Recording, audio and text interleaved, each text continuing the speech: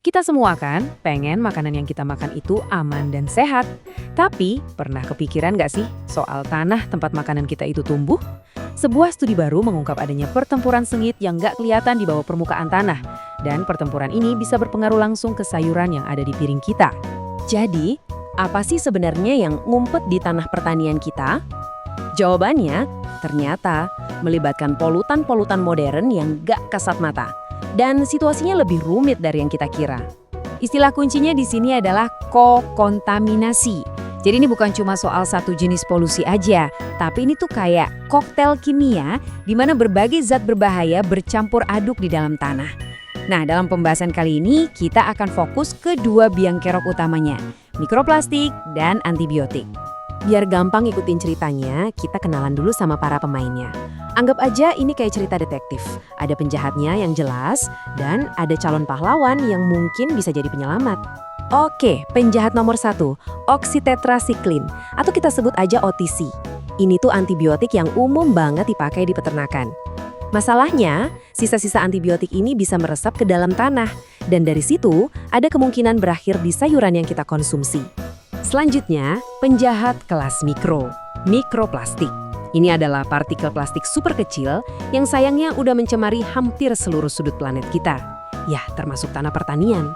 Penelitian ini secara spesifik ngelihat dua jenis yang karakternya beda banget, PE dan PLA.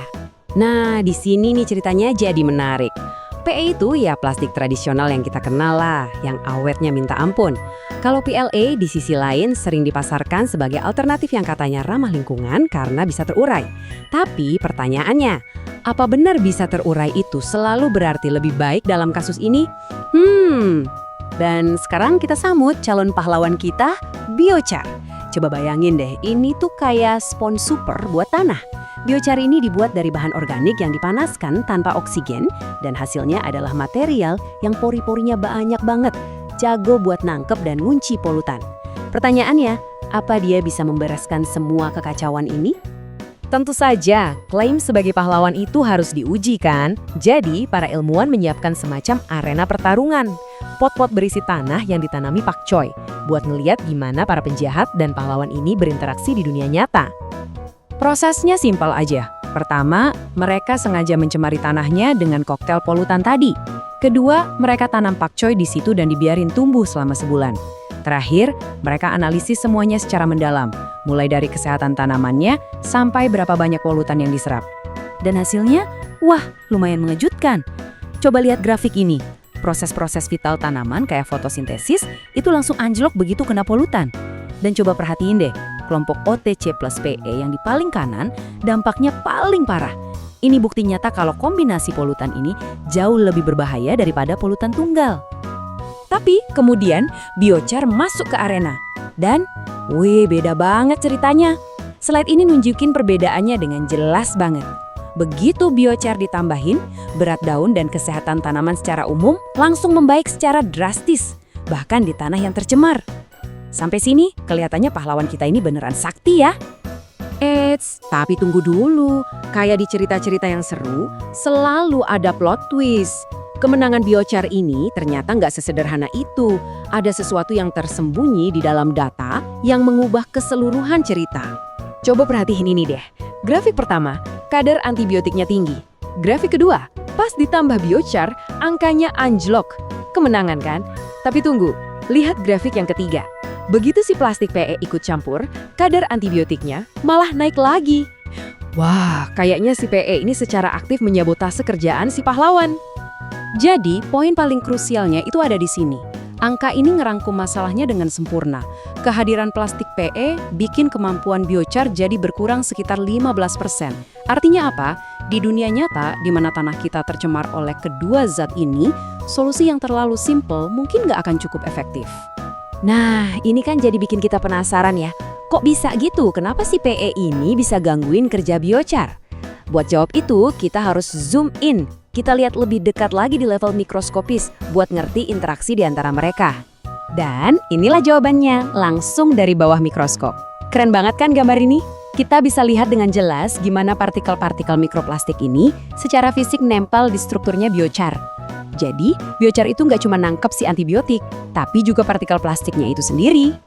Dan ternyata nggak semua pahlawan itu diciptakan setara. Dari 3 jenis biochar yang diuji, ada satu yang keluar sebagai juaranya. Biochar dari cabang pohon persik atau PBC. Rahasianya, luas permukaannya tuh gede banget, hampir 6 kali lipat dari yang lain, yang ngasih dia kekuatan super buat nyerap polutan. Oke, sekarang kita bahas plastiknya. Kuncinya ada di satu kata, hidrofobisitas. Atau gampangnya seberapa benci material itu sama air. Lihat deh gimana tetesan air di atas PE itu bentuknya bulat sempurna. Itu artinya dia sangat hidrofobik. Nah, PLA nggak separah itu.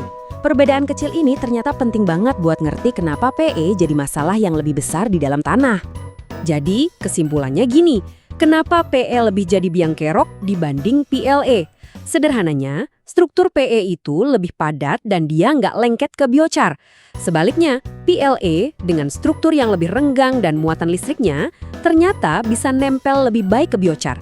Nah, detail-detail ilmiah inilah yang ngejelasin perbedaan besar pada hasil yang kita lihat. Oke, setelah kita menyelami semua detail ilmiah ini, mari kita kembali ke gambaran besarnya. Apa arti semua ini bagi masa depan makanan kita dan cara kita bertani ke depannya? Ini dia rangkumannya. Pertama, kita tahu masalahnya nyata. Polusi gabungan ini nggak baik buat tanaman. Kedua, kita tahu biochar itu alat yang ampuh, tapi bukan tongkat sihir. Efektivitasnya sangat bergantung pada jenis polutan yang dihadapinya, terutama jenis plastiknya. Jadi pemahamannya harus lebih dalam dari sekedar, oh tinggal tambahin biochar aja. Jadi, ini meninggalkan kita dengan satu pertanyaan penting untuk direnungkan bersama. Biochar ini jelas punya potensi yang luar biasa sebagai alat buat bersih-bersih tanah dan ngelindungin pasokan makanan kita. Tapi, studi ini nunjukin kalau kita harus pinter-pinter dalam menggunakannya, dengan memahami interaksi kompleks yang terjadi di bawah kaki kita. Mungkin, dengan memilih biochar yang tepat dan sekaligus mengatasi masalah polusi plastik, si Spons Super ini benar-benar bisa bantu kita membangun masa depan pertanian yang lebih aman.